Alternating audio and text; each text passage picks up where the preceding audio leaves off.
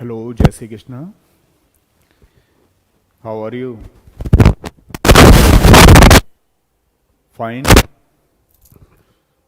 कैसी स्टडी चल रही है भाई? पढ़ाई आजकल एकदम बढ़िया चल रही है। और क्या नया कर रहे हो? अच्छा, देखो आज हम लोग डिस्कशन कर रहे हैं 5 मिनट्स। थोड़ा ज़रूरी भी है वो, क्योंकि पढ़ाते तो डेली रहते हैं। 5 से 10 मिनट आपके लिए डिस्कशन ज़रूर करते हैं और करेंगे भी आगे। बहुत सारे क्वेश्चन बच्चे पूछते रहते हैं कि सर अभी अगर हम लोग नीट की तैयारी करें तो कैसे कर सकते हैं, कितना टाइम लगेगा, कौन सी बुक्स पढ़ें, क्या पढ़ें, बहुत सारे क्वेश्चन चलते हैं। अब वो क्वेश्चन सारे के सारे पॉसिबल नहीं हो पाते हैं क्लास में, क्योंकि आपको भी पता है बहुत सारा सिलेबस होता है। इसके अलावा ऐसा जरूरी नहीं कि जो यहाँ पर स्टूडेंट पढ़ रहे हैं उन्हीं के लिए बताएं ये सारी चीज़ें। कोई भी अगर स्टूडेंट नीट की तैयारी कर रहा है या जेई की तैयारी कर रहा है उसके लिए बेनिफिशियल है। तो चलो आज आपको 10 मिनट्स यही आपके क्वेश्चन का आंसर देते हैं। ज़्यादातर क्वेश्चन है आज की डेट में कि सर ये अगर हम लोग स्टडी शुरू करें तो क्या 22 का हो पाएगा सिलेबस मई तक?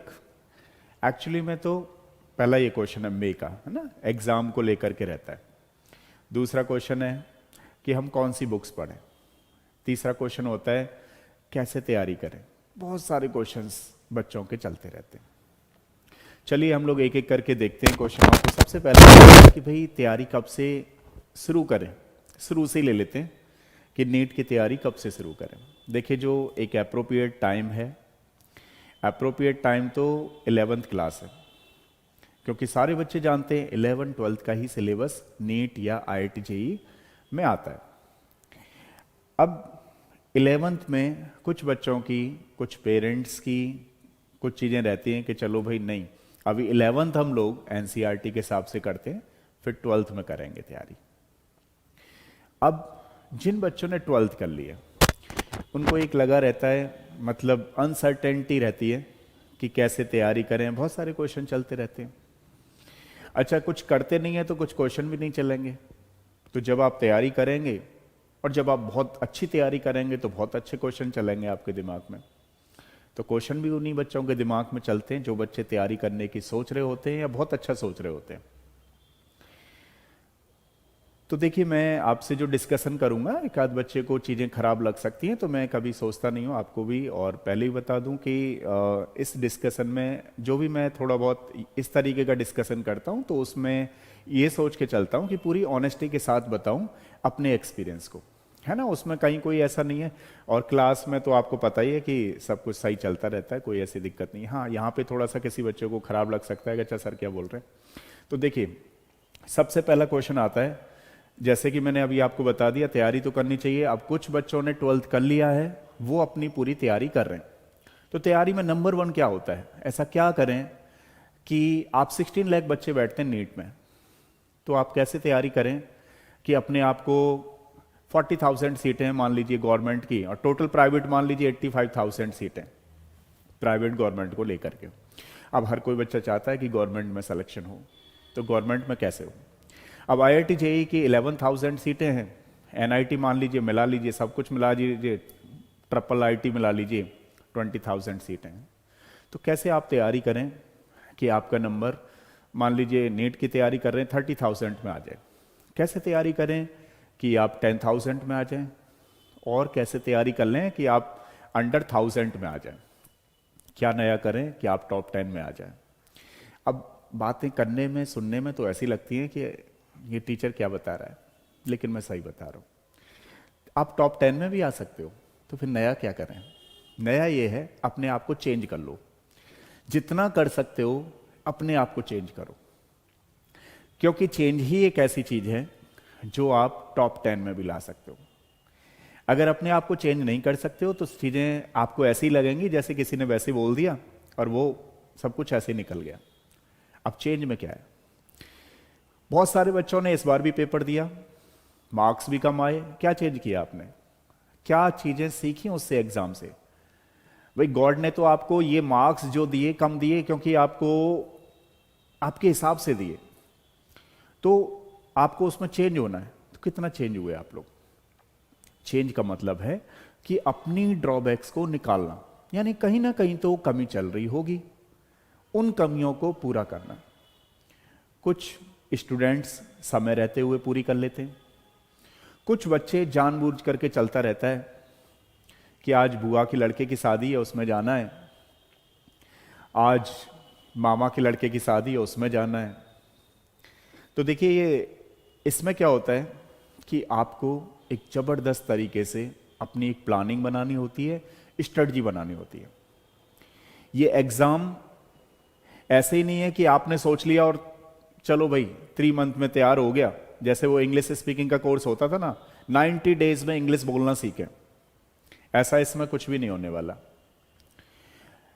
बहुत सारी चीजें आपने देखी होंगी कि हाँ जी 3 मंथ्स में ऐसा हो जाता है, वैसा हो जाता है, लेकिन डेली की प्रैक्टिस से। तो जैसा कि मैंने अभी आपको बताया कि जो बच्चे 12th पास कर चुके हैं, देखिए आपके पेरेंट्स क्या कर सकते हैं, ज़्यादा से ज़्यादा एक फीस दे सकते हैं, आपको थोड़ा बहुत कह सकते हैं कि पढ़ लो।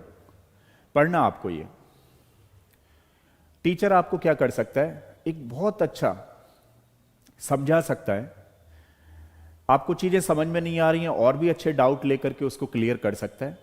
पढ़ना आपको ही है। तो जैसे मैंने अभी आपको बताया, सबसे पहले अपने अंदर चेंज लाओ। अगर जो बच्चा चेंज ले आया, छोटी मोटी बातों को, किसी पेरेंट्स ने कुछ कह दिया, किसी टीचर ने कुछ कह दिया, ज़्यादा नहीं सिर पे लेना है कि बहुत बड़ी बात हो गई, कुछ नहीं। जो भी पेरेंट्स कह रहा है, जो भी टीचर कह रहा है, आपको आपके अच्छे के लिए कह रहा है, आपको आपकी भलाई के लिए कह रहा है। उसका क्या है उसमें? पेरेंट्स भी आपको 1-2 बार कहते हैं फिर कहना ही बंद कर देते हैं, टीचर भी आपको 2-3 बार कहते हैं फिर कहना बंद कर देते हैं। अगर आप लोग उनकी बात नहीं सुनते हो तो, अगर बात सुनते हो तो वो भी इंटरेस्ट दिखाते हैं, वो भी एक वो लेते हैं, इनिशिएटिव लेते हैं कि भाई ये बच्चा थोड़ा सा दिखा रहा है हमारी तरफ चीज़ों को, तो और भी करना चाहिए। पेरेंट्स आपके पूरा एफर्ट्स करते हैं, पूरा आपको करते हैं चीज़ों को लेकर के आप कर सकते हो, तो उनको भी लगता है कि हाँ भाई बच्चा कर सकता तो मैं क्यों ना करूं। और करना भी चाहिए, हर पेरेंट्स को करना चाहिए, और तो और टीचर को भी करना चाहिए। क्योंकि मान लीजिए किसी बच्चे ने किसी टीचर के यहाँ एडमिशन ले रखा है तो बड़ी उम्मीदों के साथ ले रखा है, और उन उम्मीदों को बहुत अच्छी तरीके से करना उसकी जिम्मेदारी भी है। अब बात कर लेते हैं कि भाई जैसे मैंने अभी आपको बताया कि रिलेटिव को छोड़ दो, फ्रेंड को छोड़ दो, फ्रेंडशिप छोड़ दो। अगर आपको करना है नीट और IIT JEE क्लियर, अच्छे मार्क्स से करना है और टॉप 10 में लाना है, टॉप 100 में लाना है, तो फ्रेंड सर्किल आपको छोड़ना ही पड़ेगा। आपको सारे रिलेटिव जो पहले कभी याद नहीं आते, आप कहेंगे बुआ की, ताई की, उसके उधर जाना है, उसके लड़के की शादी है, वो छोड़नी ही पड़ेंगे। आपको सोशल चीजें छोड़नी ही पड़ेंगी। अब बहुत सारे बच्चे हैं, अब उसमें क्या आता है कि मान लीजिए आपने किसी बच्चे ने पढ़ना शुरू किया, अब कहीं से चीजें देख ली कि इसमें तो 15-16 आवर्स पढ़ना पड़ता है। मैं कहता हूं 15-16 आवर पढ़ने की बिल्कुल आपको जरूरत नहीं है, आप 6 घंटे पढ़ लीजिए, लेकिन रेगुलर पढ़ लीजिए। 6 आवर्स इनफ।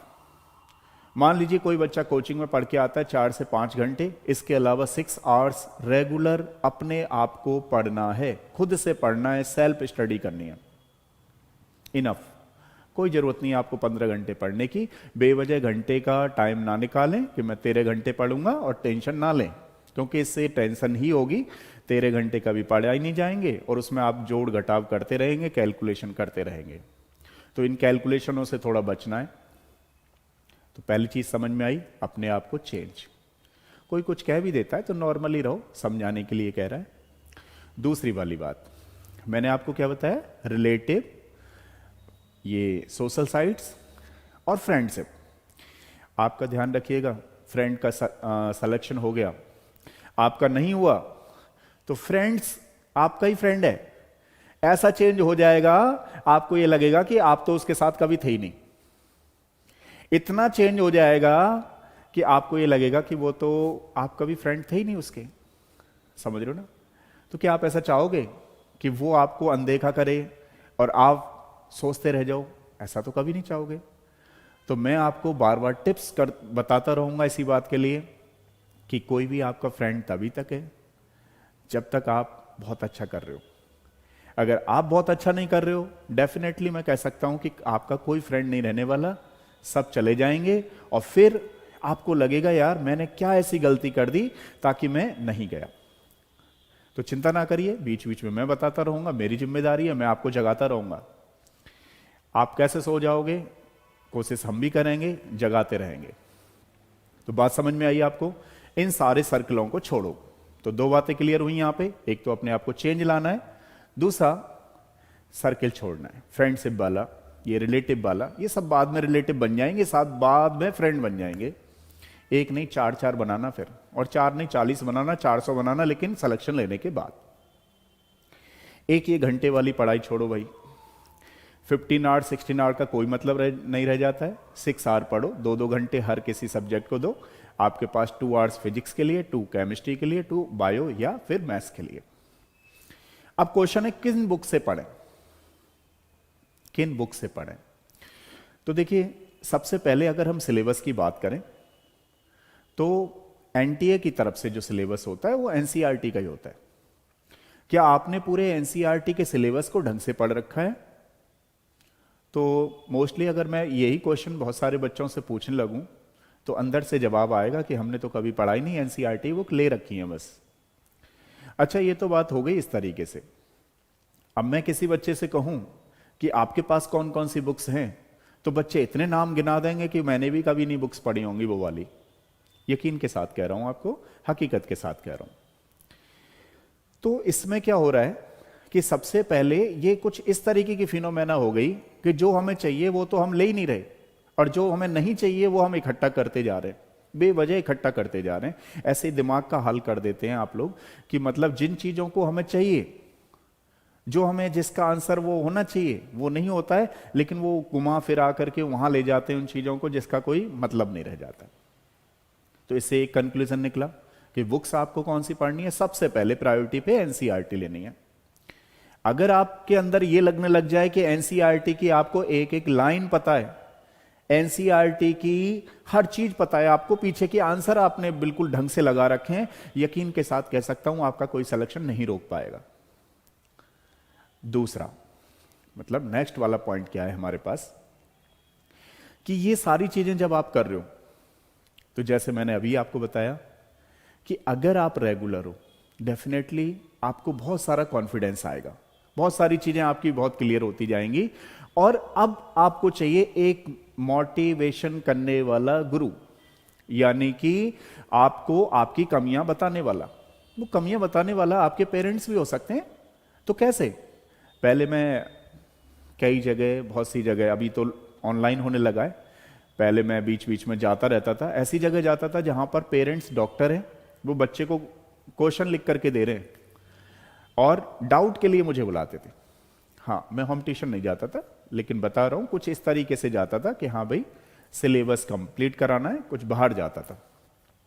तो उसमें लेकिन मैंने देखा पेरेंट्स पूरा, उनको फिजिक्स छोड़े हुए कितने साल हो जाते हैं, उनको केमिस्ट्री छोड़े हुए कितने साल हो जाते हैं, लेकिन पेरेंट्स भी जुटे रहते हैं। कंपटीशन इतना बढ़ गया है कि उनको भी जुटना पड़ेगा ही।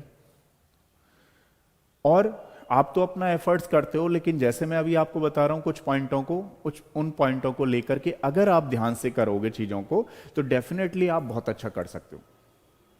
अच्छा, एक और चीज है इंपॉर्टेंट इसमें जो मैं आपको बताना चाह रहा हूं। ये क्या होता है कि जब हम लोग पढ़ रहे होते हैं, जिस दिन आप बनाओगे कि आज हमें स्टडी करनी है, ये टाइम टेबल है और इसके अकॉर्डिंग हम लोग फॉलो करेंगे, उस दिन देखिएगा, यकीन मानिएगा कि कुछ ना कुछ ऐसा काम आ जाएगा जिसमें आपको लगेगा कि चलो नहीं आज नहीं करेंगे, नेक्स्ट में करेंगे। मान लीजिए आपके घर में ही कोई आ गया कि चलो भाई आज तो जो है उसकी उधर कैटरीना कैफ की शादी हो रही है, चलो वहां पे वो देख लेते हैं। तो वो मतलब चल रहा है टीवी में, लेकिन देखेंगे आप, तो वो चला गया टाइम।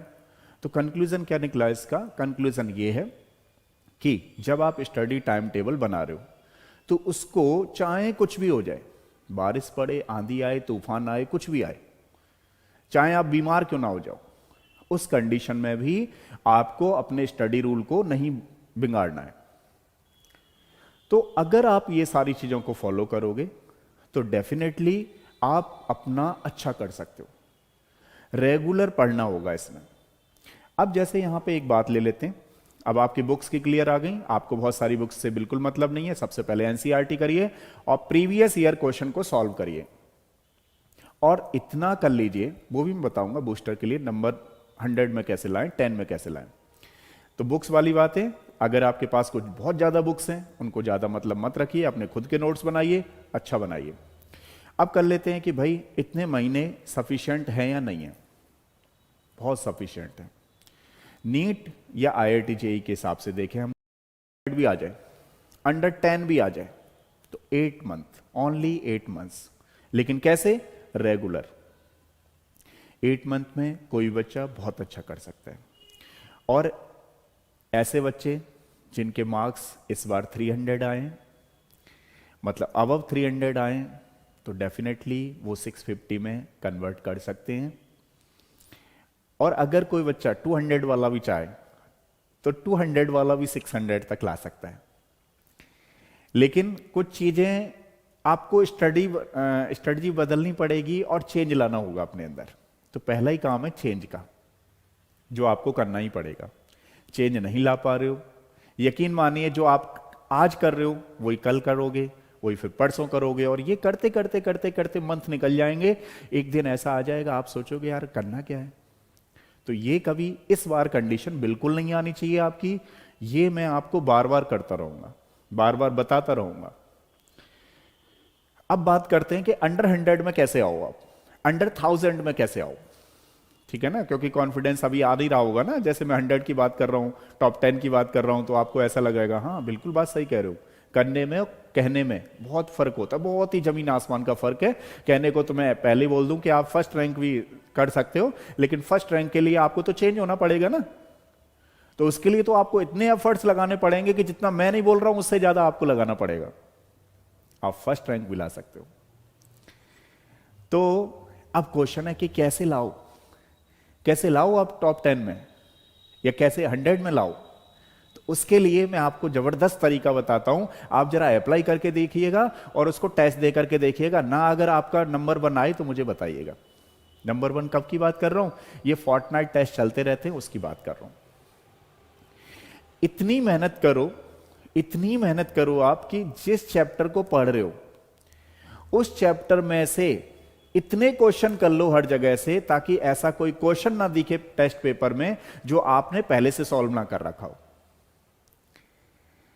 ऐसा कोई भी टेस्ट पेपर में क्वेश्चन ना दिखे जो आपने पहले से सॉल्व ना कर रखा हो।